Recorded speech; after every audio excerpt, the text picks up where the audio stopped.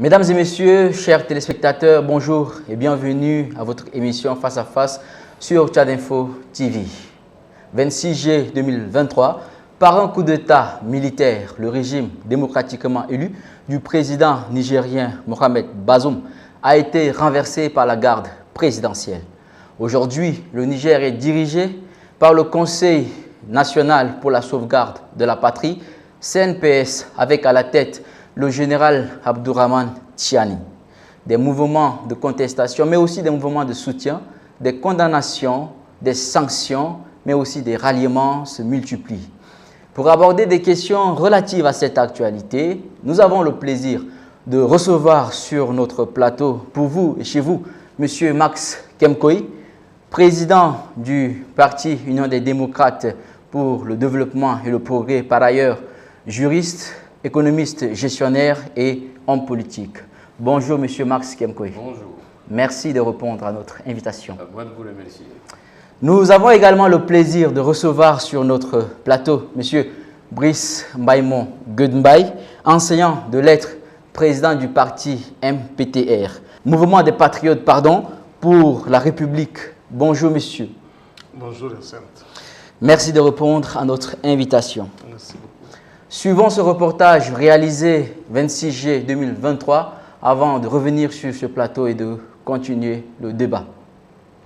Une tentative de coup d'État est en cours au Niger mettant en péril la stabilité politique du pays. Le président Mohamed Bazoum a été retenu par des membres de la garde présidentielle après des pourparlers qui ont échoué. Le Niger, un allié stratégique des pays occidentaux dans la région du Sahel, confronté à une violence djihadiste persistante, voit ainsi sa situation politique compromise. La communauté économique des États d'Afrique de l'Ouest, CEDEAO, et l'Union africaine ont fermement condamné cette tentative de coup d'État, qualifiant l'action des militaires de trahison envers la République et appelant à la libération immédiate et inconditionnelle du président démocratiquement élu. La présidence du Niger a confirmé cette tentative sur son compte Twitter en dénonçant un mouvement d'humeur anti-républicain de la garde présidentielle qui a cherché sans succès le soutien des forces armées nationales et de la garde nationale. Des soldats le doigt sur la gâchette et équipés de mitrailleuses se sont déployés devant le siège de la télévision publique à Niamey, mais la circulation dans les rues était normale, bien que la présidence ait averti que l'armée et la garde nationale étaient prêtes à agir contre les éléments de la garde présidentielle impliqués dans cette tentative de coup d'État. Le Niger, dirigé par le président Mohamed Bazoum depuis avril 2021,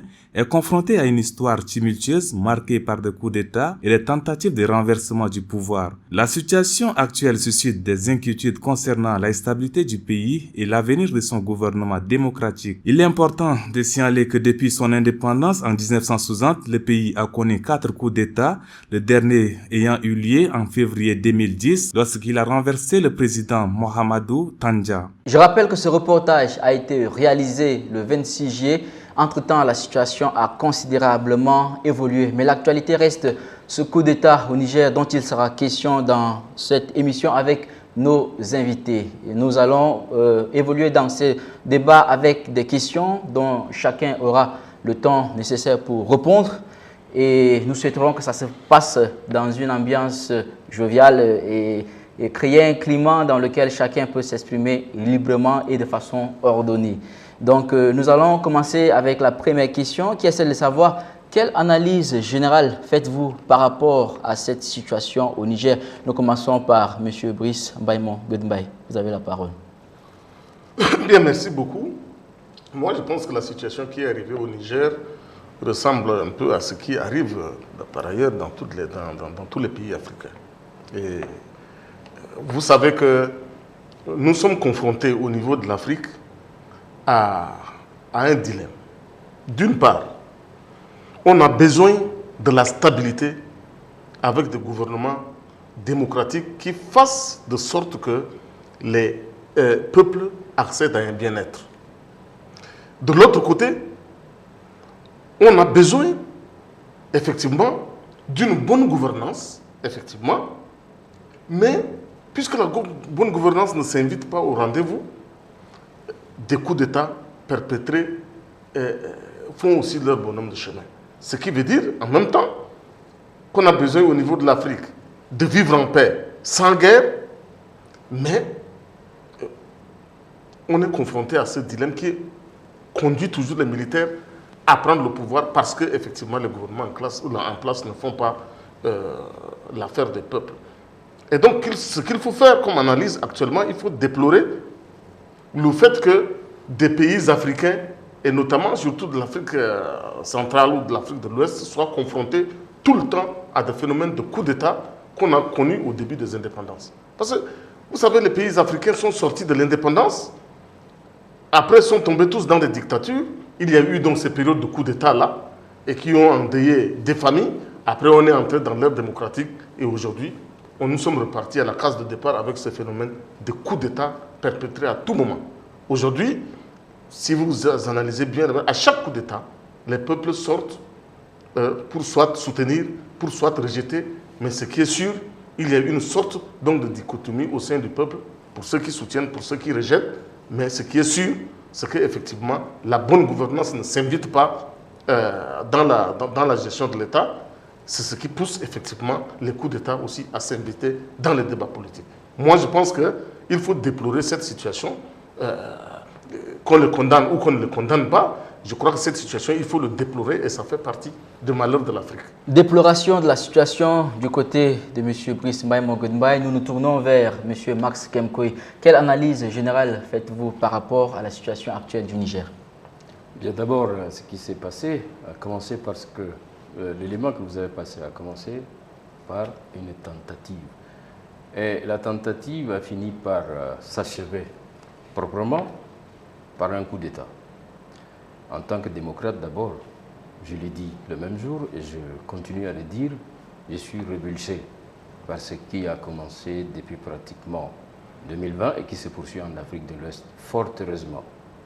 Je relève ici parce que je fais mon entrée par une lecture binaire par rapport à la compréhension de cette question-là.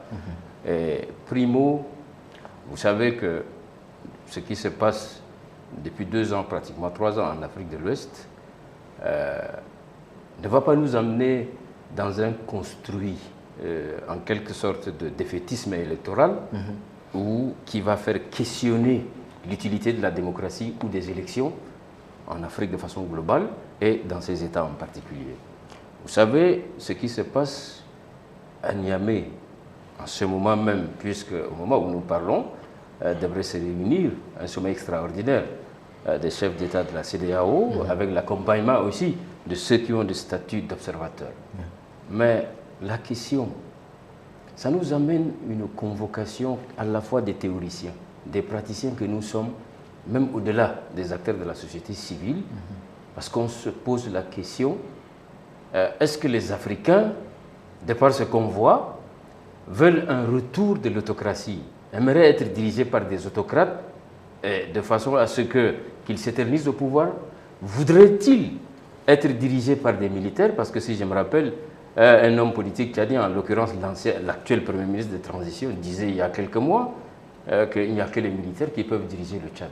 Si c'est ça la grande problématique politique profonde qui se pose en Afrique, de façon globale et dans certains pays, il faut qu'on questionne cette question-là. Et vous savez, s'il faut aller au-delà, remettre en cause ou revisiter la doctrine militaire ou le statut constitutionnel de la défense, allons-y.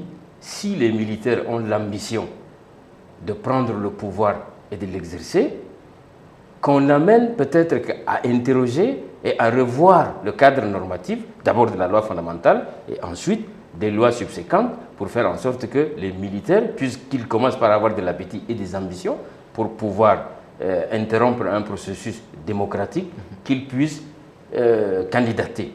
Mais là n'est pas le problème, autant que vous savez que le statut constitutionnel de la défense n'est pas de prendre le pouvoir et de l'exercer. Ce n'est pas aussi de la doctrine de la défense ni de l'armée. Mais comment admettre qu'un processus démocratique normal qui est en cours puisse être interrompu? Oui, cela pose aussi la question, je voudrais dire, du rôle de l'armée en démocratie. Vous savez, en démocratie, conformément à ce statut que je viens d'évoquer, l'armée est fondée en droit d'intervenir pour une seule cause. S'il y a un péril permanent, manifeste, des institutions de la République, s'il y a une crise politique majeure, ne permettant pas le fonctionnement des institutions de la République, en ce moment, l'armée est fondée en droit d'intervenir en tant que gardienne de la démocratie et de la République.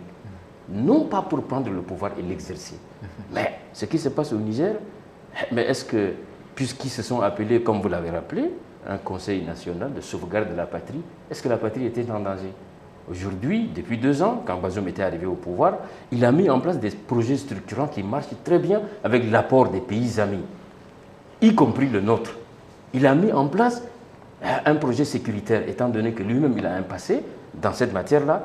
Vous savez qu'au niveau des 3 frontières, et quand on va de Tillabéri jusqu'au là où les putschistes évoquent subtilement les raisons de justification de leur coup d'État, ils vous disent que c'est pour un problème de sécurité. Où est la question sécuritaire? Où est la question de gouvernance? La question de gouvernance, elle est partout. Ça ne serait pas pour ces 2 motifs-là qu'on va décider et que l'armée va décider d'interrompre un processus démocratique. Et il n'y a que le peuple souverain seul. On ne se déclare pas, on ne s'autoproclame pas président, mais on le devient. Et ce, par le quitus du peuple souverain. Oui, justement, tout à l'heure, dans votre intervention, vous avez parlé des élections. Ouais. Alors, à quoi servent les élections en Afrique si après, celui qui a la force des armes peut s'accaparer du pouvoir et l'exercer? J'apprécie la justesse de votre question, mais je pense que ce qui se passe, ce qui s'est passé d'abord, le Mali qui était le premier à inaugurer, suivi du Burkina, ensuite de la Guinée, aujourd'hui le Mali, tout ça là ne constitue pas le ferment susceptible de remettre en cause les valeurs ou l'utilité des élections. Ça ne remet aucunement pas en cause. Ce ne sont pas les caprices ou des ambitions d'un groupe de personnes. Et en l'occurrence, pour le cas d'espèce, notamment d'Abdraman Tchani, sa volonté de prendre le pouvoir, il a été reçu par Bazoum un vendredi. Ça fait 10 ans, plus de 10 ans qu'il est en fonction. Il a 59 ans. Bientôt, il ira en retraite. Mais il faut qu'il y ait un renouvellement de l'appareil sécuritaire. C'est ce qui lui a été signifié. Mais c'est suffisant pour pouvoir aller ameuter les éléments de la garde présidentielle pour bloquer l'accès à la présidence, prendre le président de la République en otage, ainsi que le ministre de la Sécurité. Et vous savez, pour faire un coup d'État, il faut réunir au moins 3 conditions. Et ce qui a fait que cette tentative a peiné durant 3 jours pour s'achever et avoir un résultat, d'ailleurs, qui ne tient pas. Et c'est la première fois en Afrique aussi que les populations marchent en direction des putschistes pour dire non, nous ne sommes pas d'accord avec votre approche. Quand il évoque l'approche sécuritaire... Il y a aussi des mouvements de soutien. Non, ça, c'est ce qu'on a vu depuis quelques heures. Ce sont des montages et ce n'est pas ça, Niamey, que je connais. Avec cette populace-là réunie à la place, ce n'est pas cette populace de Niamey. Et ça prouve combien les populations africaines n'en veulent pas. Mais il y a quand même des surexcités qui sont préparés pour habiller un processus et de prouver que la CEDEAO qui tente d'intervenir, etc., de leur dire que non, ce n'est pas en fait ça. Alors, l'élection ou la démocratie, vous savez que l'élection n'est qu'un déterminant de la démocratie. Ce n'est pas l'élection qui fait la démocratie. Il n'est qu'un déterminant. Mais l'élection aujourd'hui en Afrique, ça vaut le coup. Les Africains étaient d'abord des démocrates avant que la démocratie ne vienne en Afrique. Parce que vous avez un choix. Le choix, là, c'est naturel. L'homme est né avec ce qu'on appelle le libre arbitre. Dieu lui a doté déjà d'un raisonnement et de la capacité de choisir. Nous revenons à M. Brice Baïmon Genbaï. Partagez-vous l'avis de M. Max Kemkoï. À quoi servent les élections en Afrique si après, celui qui a la force des armes peut s'accaparer du pouvoir et faire sa loi?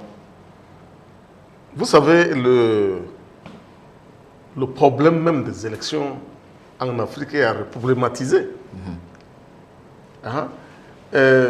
Vous savez, de toute la sociologie électorale que vous connaissez en Afrique, surtout en Afrique centrale, l'Afrique de l'Ouest, et le processus démocratique,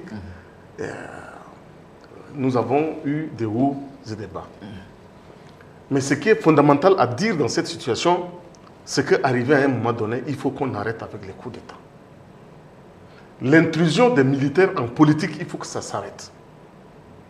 Soit on s'engage pour gérer son pays dans les métiers des armes, ou soit on s'engage à gérer son pays en politique et donc se soumettre aux élections, c'est-à-dire se proposer au suffrage des citoyens qui ont donc la possibilité de vous désigner, de vous conférer le pouvoir et de gérer.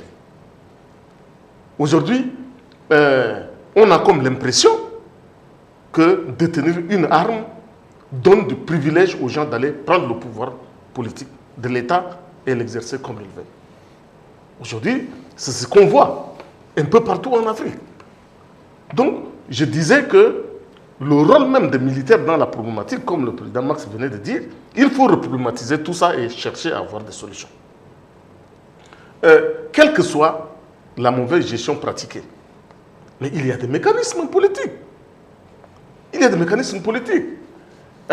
Il y a aussi le pouvoir, si franchement on cherche à asseoir vraiment pour que les institutions fonctionnent, il y a le pouvoir, des contre-pouvoirs extérieurs en interne et qui peuvent se gérer parfaitement. Sauf si, on l'évoque s'il y a un cas grave. L'armée peut intervenir justement pour rétablir l'ordre.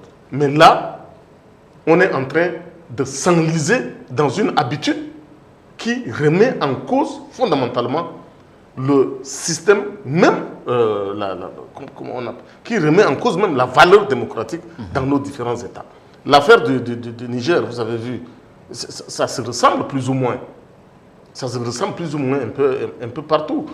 L'impératif sécuritaire qu'on a élevé pour enlever pour destituer, n'est-ce pas, le président Bazoum, mais je ne pense pas qu'ils vont, dans 1 ou 2 mois, ou 3 mois, ou 4 mois, mettre fin à cela.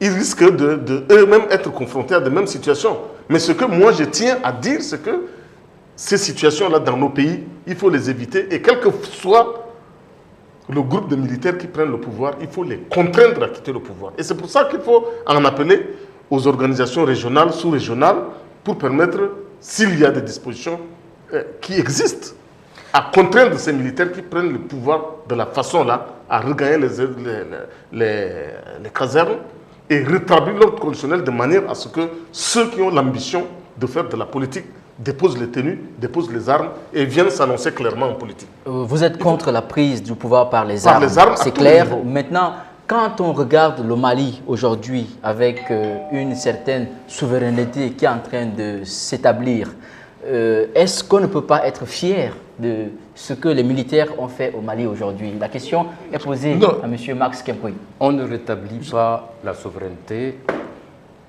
en interrompant un processus démocratique. Plutôt on remet en danger cette souveraineté. Imaginez, vous évoquez le cas du Burkina, du Mali. Je n'en vois pas. À quel niveau d'échelle est cette souveraineté-là? Ça, il n'y a absolument pas de souveraineté. Vous savez, je l'ai dit et je continue par le dire, ce n'est pas du rôle de Bazoum de garantir la sécurité aux Nigériens. Bazoum est président de la République, il donne le là, il fixe les orientations, il donne les moyens.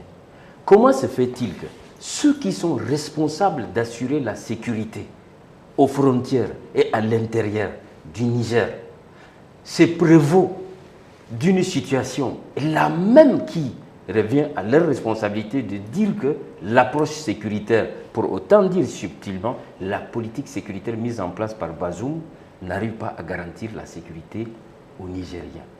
Mais entre Bazoum et l'armée, qui a les responsabilités de garantir la sécurité aux Nigériens?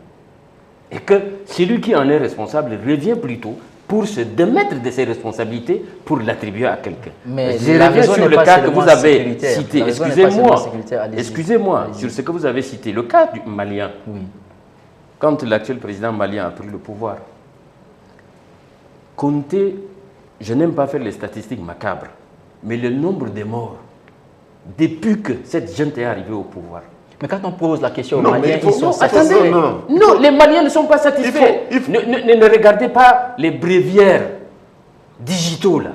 Ça, ce sont des bréviaires digitaux qu'on met comme ça pour matraquer en quelque sorte l'opinion et puis essayer d'instrumentaliser l'opinion. Hein? C'est le même cas du Burkina. Celui qui a pris le pouvoir là. Des centaines de morts. Est-ce qu'il est arrivé à mettre un terme à la sécurité au Burkina? Est-ce que celui du Mali a pu mettre un terme au problème? Et regardez la souveraineté que vous évoquez, l'Azawad, qui est un espace plus grand que le reste du Mali, est resté jusqu'aujourd'hui. Le problème politique se pose. Où est la souveraineté du Mali? Alors, rebondissement de M. Brice Baïmo. Oui, non, je voudrais intervenir tout à l'heure quand j'ai été distrait. Oui. Mais non, le cas de Mali, le cas de Burkina, il y a une tentative de changement de paradigme. Vous savez, le Mali, tout comme le Burkina, ceux qui cherchent à se soustraire de la tutelle française, aujourd'hui, se penchent beaucoup plus pour la tutelle russe.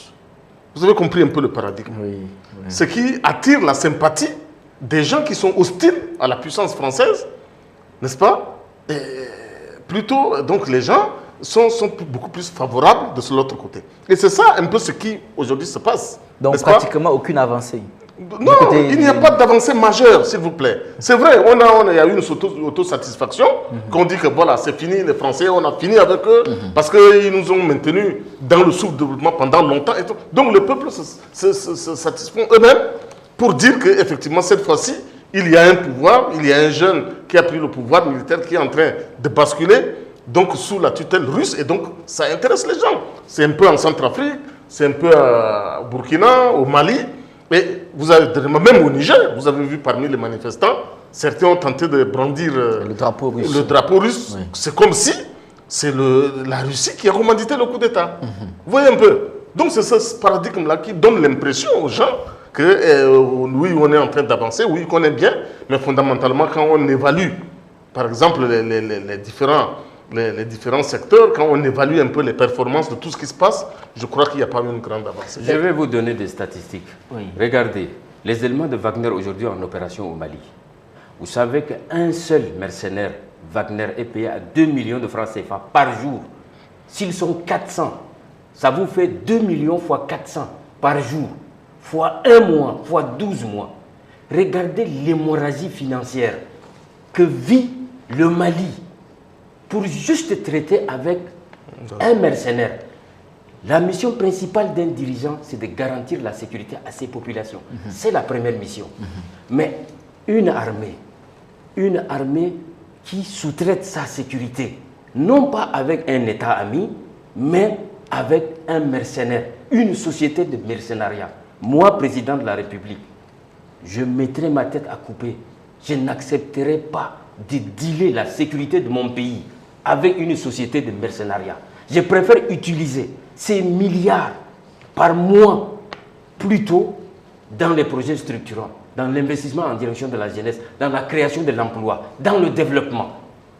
Mais aujourd'hui, la Russie, s'il y a une coopération militaire avec le Mali ou avec le Niger, mais qu'ils y mettent le moyen, mais pas que nous mettre plutôt à la place des mercenaires qu'on doit les payer tous les jours et par mois. Et c'est ça qu'on peut me dire, c'est ça la souveraineté. Il n'y a pas de souveraineté quand on soutrait de la sécurité de son pays avec une société de mercenariat. Le président Brice a évoqué le cas de drone et dosé, que je suis président de la République, ma sécurité est garantie par les Russes, ma sécurité est faite par les Russes. C'est le cas des Touadéra. Là, il n'y a pas de souveraineté dans ça. Les sanctions commencent par tomber sur le Niger avec l'Union européenne, la France et bientôt l'Union africaine ou la CEDEAO, si ce n'est pas encore le cas. Pensez-vous que le Niger, pays pauvre, enclavé, pourrait vraiment s'en sortir avec ces sanctions? Moi, je pense que c'est cette méthode-là que je n'aime pas. À chaque fois que des individus prennent des armes pour aller renverser le pouvoir légitime, on tente de sanctionner le pays. Et qui subit le contre-coup de toutes ces sanctions? C'est le pauvre citoyen. Des individus sont connus. Il faut que désormais, quand il y a des actes pareils, il faut que des sanctions ciblées tombent sur des individus qui se sont organisés en groupe ou sur le groupe qui a organisé ce genre de coup d'État ou d'interruption de processus politique qui se passe. Aujourd'hui, des sanctions qui sont annoncées, je suis d'accord, mais encore faut-il que ces sanctions-là pèsent sur les individus qui sont auteurs de ces actes. Or, quand on va prendre des sanctions, la suspension des aides budgétaires, ceci, cela, le contre-coup, c'est que c'est le citoyen qui subit cela. Moi, je pense plutôt que pour arrêter net de coup d'État en Afrique, que celui qui organise un coup d'État soit ramené à sa place et que le pouvoir reste toujours entre les mains de ceux qui sont engagés dans le processus politique. Je crois que c'est à cela qu'il faut s'en tenir. Même le terme retour à l'ordre constitutionnel qui est évoqué, bon, retour à l'ordre constitutionnel, moi je trouve même vague. Parce qu'il faut appeler le chat par son nom.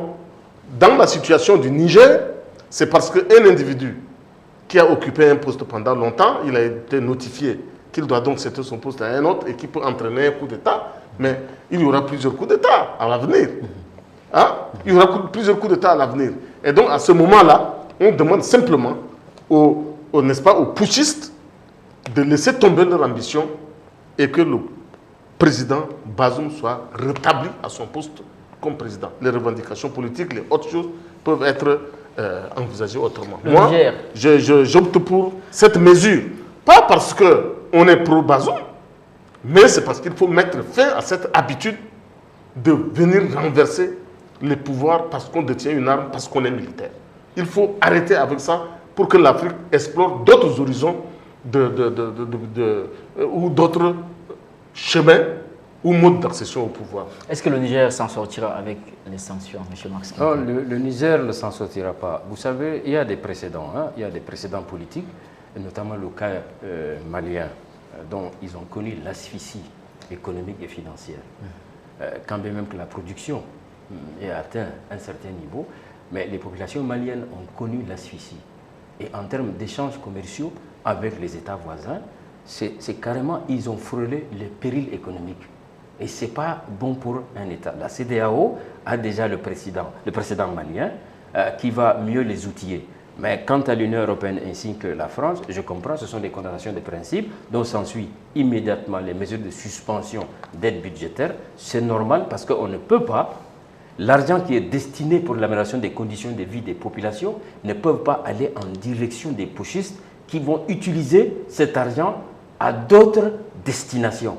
C'est normal qu'on puisse mettre en œuvre ces genres de sanctions. Mais le Niger qu'on connaît, quand on essaye d'évaluer la situation économique et financière du Niger, du Tchad, et la prolifération de ces coups d'État, c'est pratiquement, excusez-moi du mot, c'est pratiquement dans ces États pauvres-là.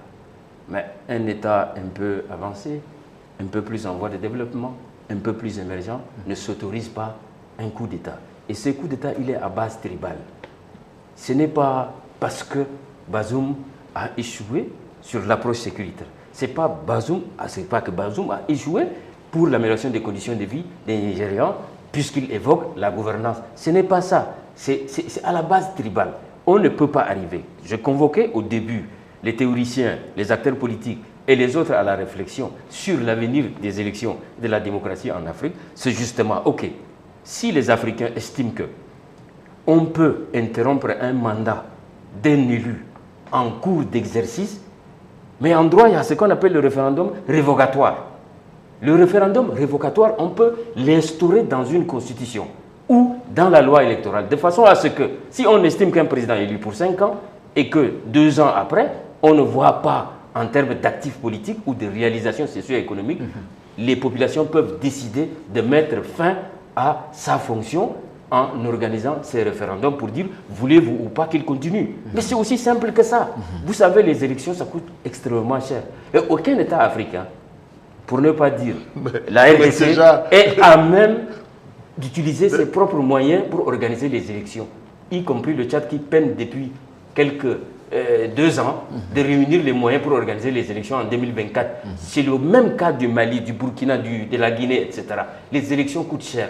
On ne peut pas prendre l'argent du contribuable, injecter dans les élections, demander aux partenaires d'amener un complément et que tous ces investissements qui pourraient servir à d'autres fins aient un kidam sorti de nulle part pour les ambitions du pouvoir, viennent mettre terme à un processus coûteux pour pouvoir le reprendre à zéro. Je termine en disant, pour le cas nigérien, le vocable utilisé aujourd'hui dans toutes les réflexions qu'on mène, c'est le rétablissement de l'ordre constitutionnel. Ce n'est pas le retour à l'ordre constitutionnel, c'est le rétablissement. C'est-à-dire, on prend Bazoum, on le remet à sa pouvoir. place. Mais est-ce que c'est Ce possible? n'est pas de retour à l'ordre. Est-ce que c'est possible? Oui, c'est possible. C'est possible. C'est possible. Dans quelles conditions? C'est possible. Dans quelles conditions? L'option militaire, c'est tout ce que nous considérons depuis 72 heures.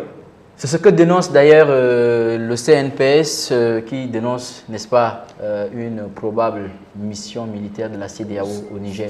Pourquoi ils ont peur? Ils sont en parfaite illégitimité. Pourquoi ils ont peur? Ils n'ont aucune légitimité. Si cela se concrétise, quelles conséquences cette option militaire aura sur le Niger? Vous savez, c'est la une vie des opération Nigériens, spéciale. et la vie des Nigériens, bien Vous sûr. savez, dans l'art de la guerre, on a 3 ou 4 options. Ce qui va se passer, et si ça se confirme, et d'ailleurs ça ne sera pas annoncé, mais ça sera annoncé comme un moyen de pression politique sur les putschistes. Mais c'est une opération spéciale. Vous savez, ceux qui sont là depuis 72 heures, il suffit qu'on tire un coup de feu. Est-ce qu'ils seront là, mais autour du palais? Ils vont même prendre la poudre d'escampette, ils vont partir. Et on craint tout simplement parce qu'ils ont pris Bazoum en otage. Il y en a qui disent qu'on risque de mettre fin à la vie de Bazoum. Mais eux, ils vont sortir. Ça n'arrivera pas. Ça n'arrivera pas. Il n'y aura aucune conséquence. Ce n'est pas une guerre contre les populations, ce n'est pas une guerre contre le Niger, mais c'est une guerre ou une opération contre les putschistes circonscrits dans un territoire bien précis. Et aujourd'hui, avec des personnalités bien identifiées. Oui. Et donc, il n'y a aucune conséquence. Nous ne créons rien. Nous réclamons cette opération spéciale parce que si le cas du Niger là, se confirme, vous allez voir la suite. Donc, c'est évident et nous sommes totalement en phase avec la CEDEAO et toutes les puissances qui veulent mener cette opération militaire ou spéciale pour rétablir Bazoum dans ses fonctions. Alors, Emmanuel Macron affirme, et je cite, « Ce coup d'État est parfaitement illégitime et profondément dangereux pour les Nigériens, le Niger et pour toute la région. » Fin de citation. Pourquoi illégitime? Existe-t-il des coups d'État légitimes? Oui, il y a des situations qui conduisent à des coups d'État. Vous savez, à un moment donné, il y a des coups d'État qui se justifient, qui peuvent être des coups d'État qui peuvent être réalisés et qui peuvent être salués comme une possibilité d'aller vers la paix. C'est possible. Il y a des coups d'État qui peuvent se justifier. Des coups d'État là, qui se justifient. Mais là, on a dit que c'est une grossièreté. C'est une grossièreté. Puisque les partis politiques ont battu campagne. Hein, vous avez vu le processus politique au Niger. Hein? Aujourd'hui, que l'opposition crie qu'il y a eu fraude ou qu'il n'y a pas eu fraude, je crois que toutes les voies sont explorées. Bazoum a gagné les élections et il a un mandat. Vous voyez? Il dispose d'un mandat. Le mandat n'est pas épuisé que les militaires interrompent ce mandat et justifient un coup d'État par des prétextes qu'ils évoquent. Cela n'a absolument rien de vraisemblable. Et donc, ce n'est pas un coup d'État qui... Le Niger n'est pas en danger. Hein? Alors, le Niger n'est pas en danger. Donc, M. Brice ici, Morgenbay est en train de nous dire qu'il y a des coups d'État légitimes. Qu'est-ce qui définit les conditions d'un coup d'État légitime? Écoutez. Par exemple, un exemple de conditions qui peut permettre un coup d'État légitime, comme vous l'affirmez. Vous savez, vous pouvez arriver à une situation où le pouvoir légitime soit-il, arrive par exemple à se retrouver hors de son mandat et se maintient au pouvoir. Vous voyez? D'accord. Par des subterfuges comme quoi on n'a pas pu organiser les élections, et c'est courant en Afrique, hein, ou alors une prolongation de mandat, où on est arrivé à une situation où on modifie la constitution pour se maintenir au pouvoir comme ça se fait dans certains pays d'Afrique.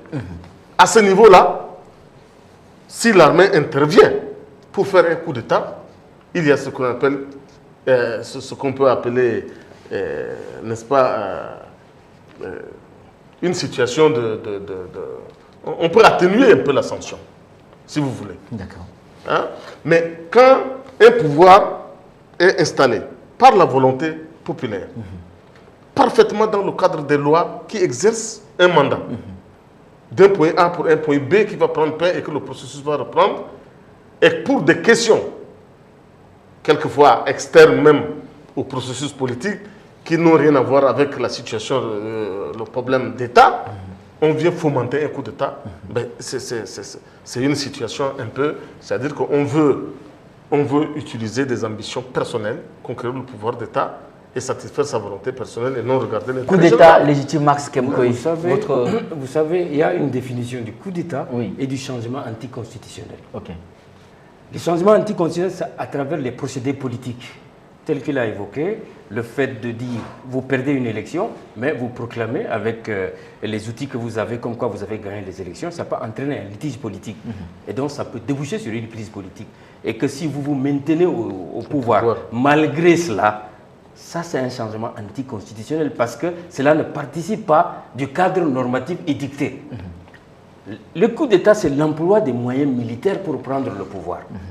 Et donc, je vous ai dit au début, nous on enseigne ce qu'on appelle le rôle de l'armée en démocratie. Oui. L'armée est fondée d'interrompre un processus pour une seule raison, ou deux. Un, en cas d'un péril manifeste et permanent, rendant impossible le fonctionnement des institutions. L'armée est gardienne de la démocratie et de la République. Elle est obligée d'intervenir. En cas de crise politique majeure, permanente et manifeste, rendant impossible le fonctionnement des institutions, l'armée n'observe pas, elle intervient.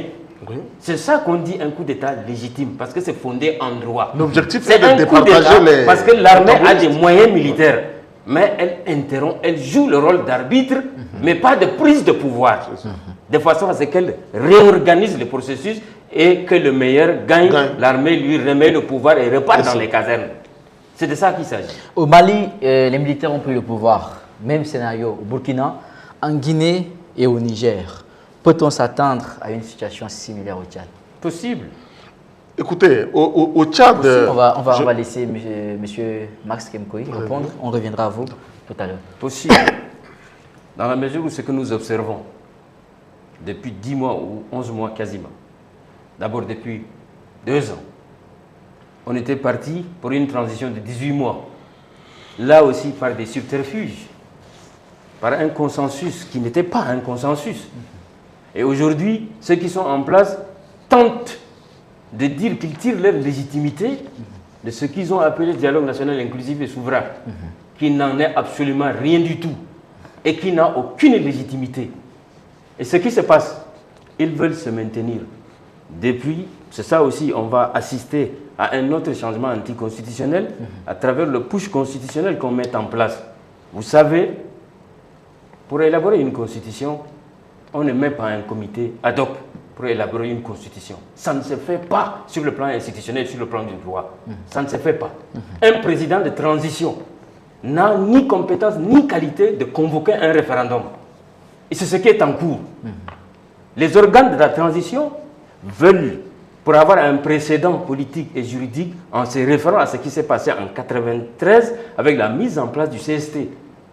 Le CST résulte d'une assise, et ces assises-là ont fait en sorte que cet organe législatif de transition, qui a compétence de légiférer, était un organe élu, CST.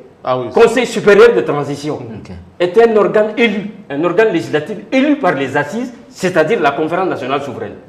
Ce que ceux qui ont participé au dialogue, les Brice et autres, avaient réclamé que, par exemple, que le CNT soit élu, que le Premier ministre soit élu.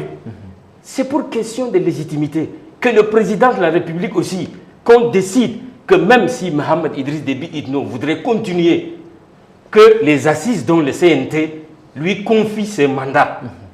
En ce moment, il a, pas totalement, mais quand même un semblant de légitimité qui lui permet de convoquer un référendum. Le pouvoir, le président de la République, il a 2 types de pouvoirs, le pouvoir réglementaire et le pouvoir exceptionnel. Il n'y a qu'un président de la République élu qui dispose de ce pouvoir exceptionnel, parmi lesquels celui de convoquer un référendum. Et vous savez qu'élaborer une constitution, c'est recréer un nouvel État. Mais ce n'est pas un président de la République qui n'a aucune légitimité qui va recréer un nouvel État. Et donc, cette histoire qu'on mène comme ça de bout en bout, avec l'histoire de ce que vous avez appelé, eux, ils ont appelé, et dans une fausseté politique inouïe, de soumettre Brice et fédéralistes, et puis c'est ce que je vais en profiter pour lui parler, de soumettre 2 constitutions. Ça, c'est ce qu'ils ont décidé au dialogue. au référendum. Ça ne se fait pas en droit ni en politique. Ça n'a jamais existé dans le monde. Il y a un référendum qu'on appelle référendum d'initiative populaire. Pour le cas du Tchad, on peut mixer 3 types de référendums puisqu'on en a 7 sur le plan institutionnel. C'est le référendum d'initiative populaire qui pose une seule question aux Tchadiens. Voulez-vous d'un État unitaire ou pas? Ou bien on reformule. Voulez-vous d'un État fédéral? Quitte à la question de oui ou non, en ce moment, les Tchadiens choisissent la forme de l'État qu'ils ont choisi. En ce moment, on revient à élaborer une constitution, là aussi, à travers un organe qui a une légitimité. Et en ce moment, on revient pour soumettre cette constitution-là pour la voie d'adoption à travers les référendums d'adoption. Mais tels qu'ils sont en train de partir, la forme de l'État et la question du fédéralisme est un impératif politique qui s'impose aux acteurs politiques et aux autorités de la transition. Mais l'absoudre et partir et embrayer de la façon dont ils font pour le moment, on va déboucher à une crise politique. Et quand il y a crise politique, c'est pour répondre à votre question, on ne va pas laisser continuer. Il se pourrait que des autres qui ont des ambitions comme Abdrahmane Tchani, pour des autres qui croient que le reste là, ça va continuer comme ce qui a été mis en place depuis 30 ans. Et on va arriver à un coup d'État. Ça, c'est évident.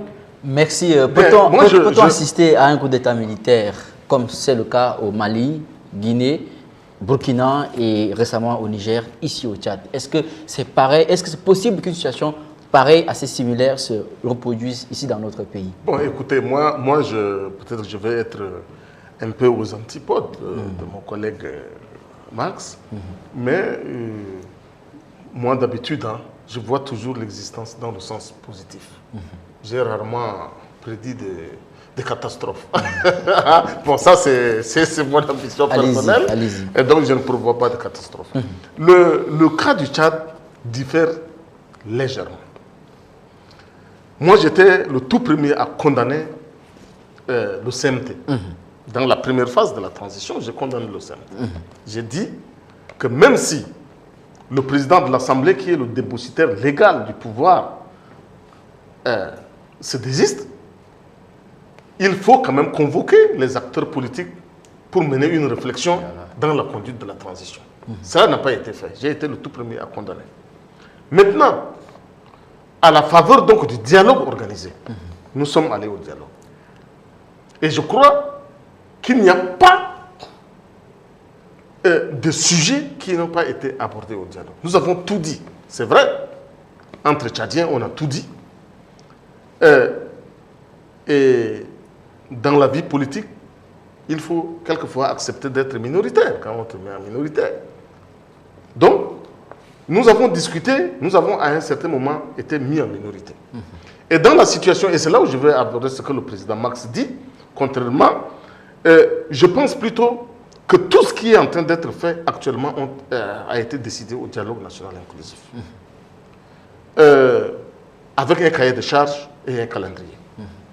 Donc, la question d'organiser un référendum couplé, où on posera la question et sur la Constitution et sur la forme de l'État, a été extrêmement, très mal reformulée. Et cette formulation a fait l'objet de diverses interprétations. Jusqu'à aujourd'hui, on n'arrive pas à cerner exactement qu'est-ce qu'il faut faire dedans. Parce que dans la résolution, il était dit qu'il faut organiser un seul référendum couplé au cours de laquelle on posera la question aux citoyens sur la Constitution de 1996 réaménagée et sur la forme de l'État. Mais pratiquement sur le terrain, comment cela doit se faire? Alors, on est perdu en conjecture. Jusqu'à aujourd'hui. Parce que, et j'avais eu à expliquer, tel qui est en train d'être fait, vous allez, le citoyen qui vient prendre oui, est-ce qu'il est d'accord pour la forme unitaire de l'État ou bien c'est parce qu'il vote la Constitution? S'il dit non, est-ce que c'est parce qu'il est fédéraliste et qu'il veut l'État fédéral ou bien c'est parce que la Constitution de 1996 révisée là est mauvaise? Donc, finalement, il y a une ambiguïté à résoudre. Cette question-là, on a expliqué, mais c'est vrai, donc, on a trouvé des oreilles sourdes. Ça veut dire qu'on assistera à une situation, on n'assistera pas pour vous à une situation similaire au Tchad? Non, il y a une ambiguïté au sein de... Je réponds d'abord à ce qui concerne la Constitution. Maintenant, est-ce qu'on va assister à une situation similaire au Tchad?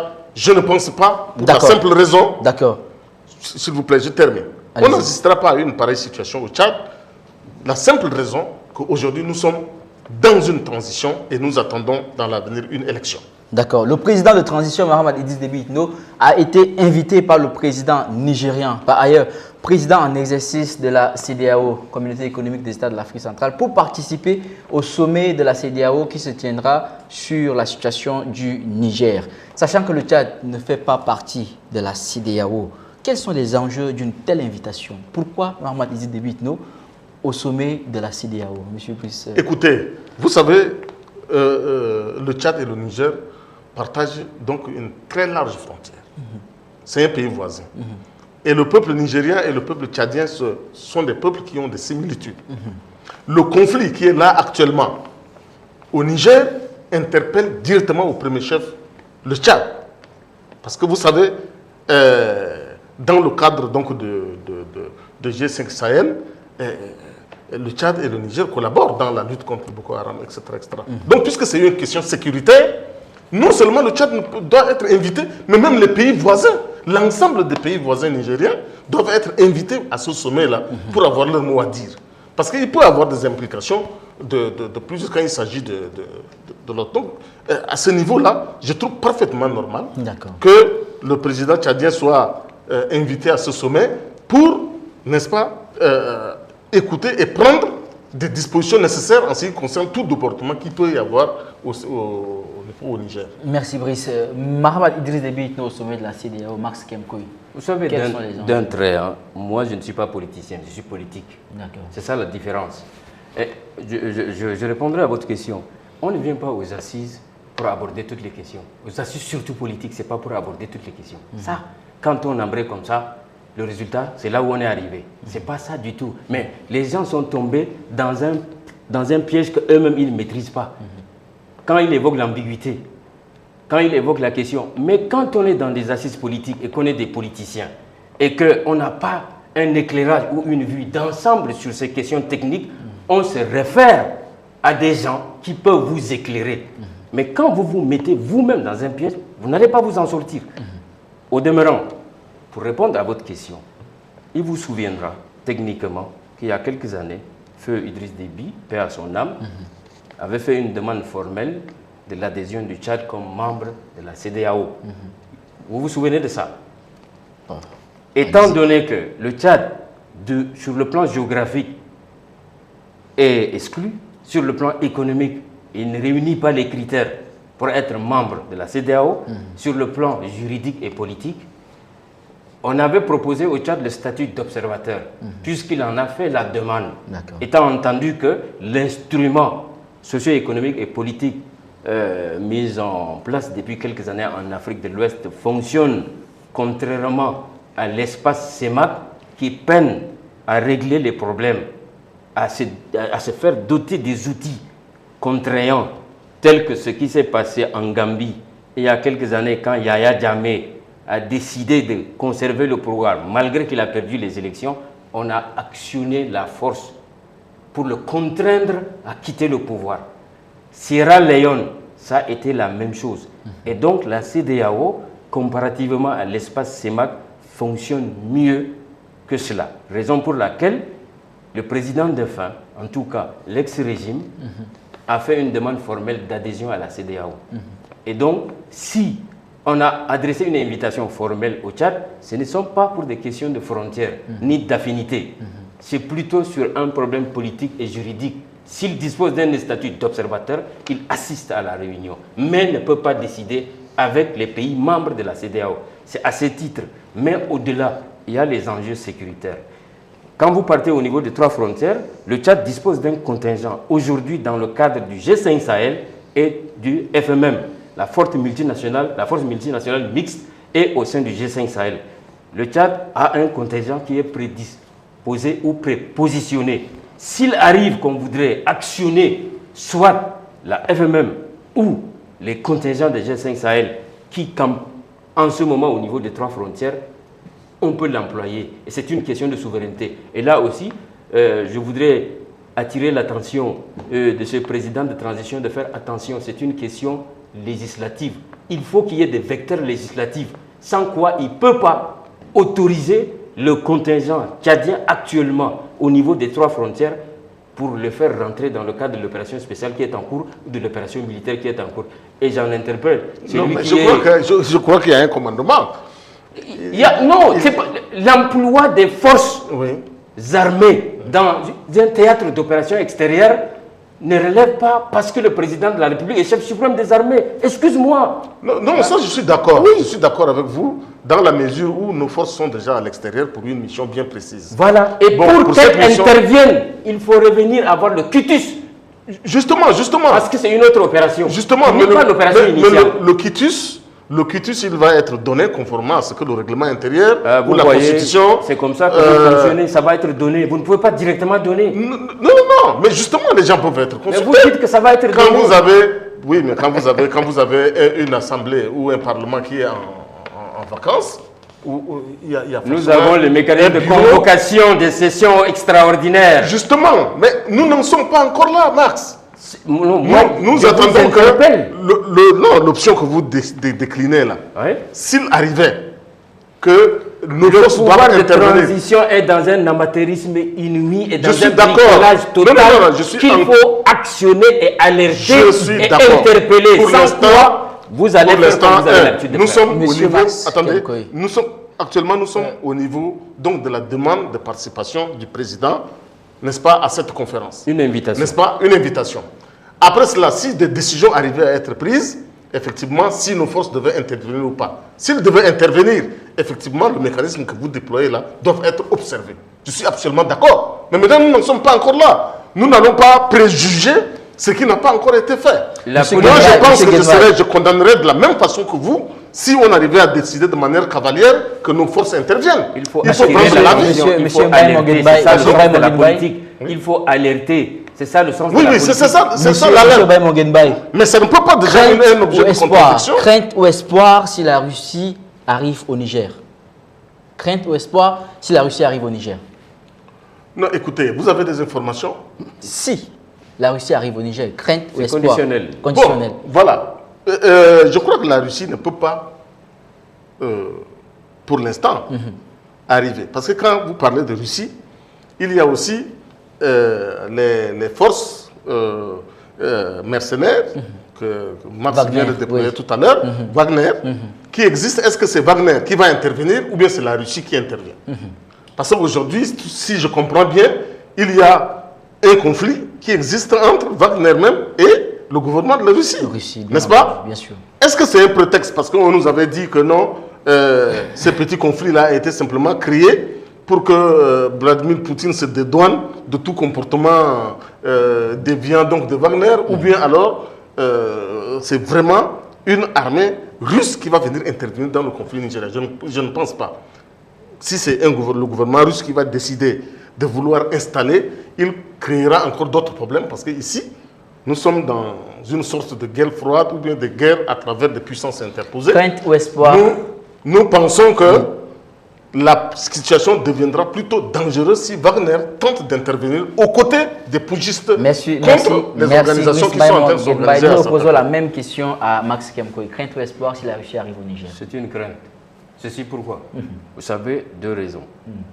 La Russie est dans la volonté politique de la construction de l'arc au sud qui commence par le flanc ouest du Tchad. Vous savez que le Niger est voisin. Ensuite, le Nigeria, le Cameroun, la Centrafrique, le Soudan. Vous n'avez pas cité le Tchad? Non, mais le Tchad, j'ai dit au sud du Tchad, c'est l'arc, la construction de l'arc. Ça, c'est le premier objectif militaire. Le second objectif militaire de la Russie, c'est d'être aux portes sud de l'OTAN sur la Méditerranée. C'est de prendre pied aux portes sud de l'OTAN au niveau de la Méditerranée.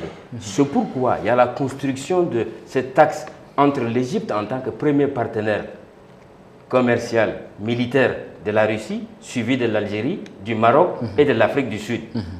Vous savez que la Russie, quoi qu'on dise, moi je le dis comme ça, parce que c'est mon domaine d'expertise, l'échange commerciaux de l'ensemble de l'Afrique avec la Russie, c'est combien de pourcents? Le total fait 14 milliards de dollars, l'ensemble de l'Afrique. ça fait 14 milliards de dollars. L'exportation de l'ensemble de l'Afrique envers la Russie fait 0,4%. Un peu d'éclaircissement. Est-ce que vous avez des informations sur l'implication de la Russie dans le conflit nigérien?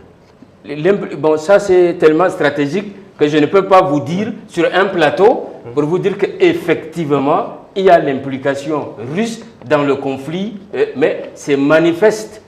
Quand j'ai parlé des bestiaires digitaux, vous regardez déjà la télévision nigérienne, sur les Facebook, voilà, sur les Facebook, vous regardez déjà qu'on brûle le drapeau français, on brandit le drapeau russe. Ces choses-là n'arrivent pas gratuitement. Bien sûr. Et l'instrumentalisation de l'outil qui est la radio et la télé nationale pour servir de l'instrumentalisation de l'opinion, c'est en fait ça. Alors c'est pour dire que la Russie est le premier fournisseur d'armes en Afrique. Premier fournisseur d'armes en Afrique.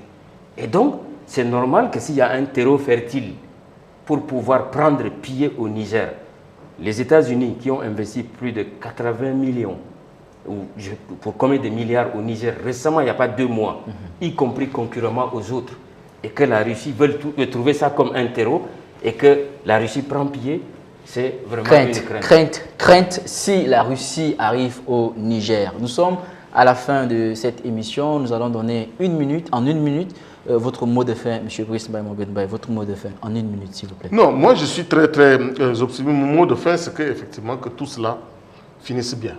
Hein? Il faut que tout cela finisse bien dans la mesure où ce qui se passe au Niger peut se produire un peu partout si des militaires ont des ambitions aussi similaires que celles que les militaires nigériens ont actuellement.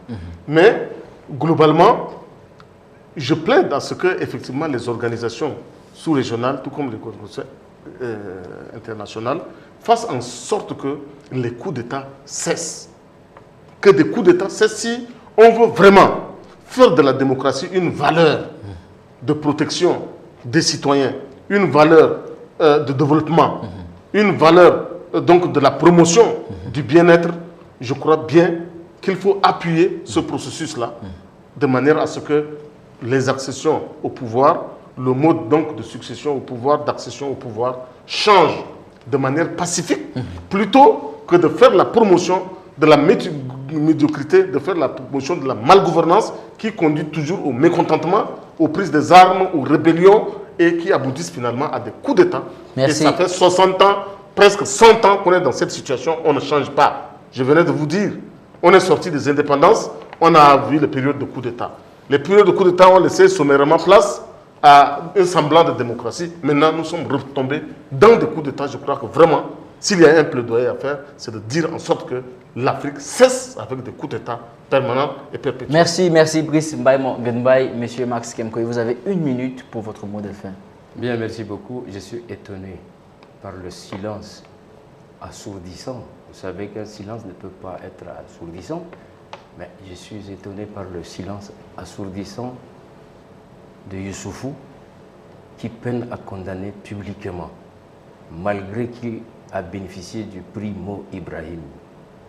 Si lui, qui avait amené Abdourahmane Tchani pour le mettre aujourd'hui là où il est, s'il a pris le pouvoir pour interrompre le processus démocratique, c'est par le fait de Youssoufou. Youssoufou doit sortir de son silence, sortir de la négociation. Nous attendons de lui une condamnation ferme en tant que démocrate de ce qui se passe dans son pays. Secondo, l'Union africaine donne 15 jours. L'Union africaine, nous l'invitons à sortir des condamnations de principe et de se faire doter en urgence au prochain sommet d'un outil de coercition. Sans quoi, les condamnations et autres ne serviront pas à arrêter un coup d'État ou des coups d'État dans des pays.